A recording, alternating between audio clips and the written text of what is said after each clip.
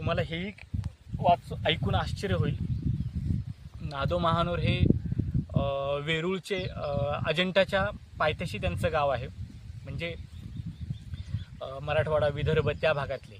बरं, ही कथा घडते ते रायगड जिल्ह्यातील कर्नाळा किल्ल्याच्या पायथ्याशी.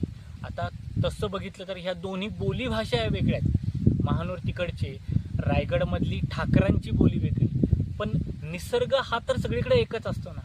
आणि हाच धागा पकडून महानोरांनी ही गाणी लिहिलेली आणि त्यामुळे ते आपल्याला कुठेही विसंगत वाटत नाही, ते सगळं जुळून आल्यासारखं वाटतं.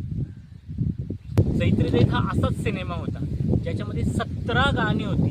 त्यातली 10 मोठी म्हणजे जांभूळ पिकल्या झाडाखाली, किंवा कोण्या राजानं शेवरी खंदली, किंवा हो न भवतरुवल चिंब थरथरवल.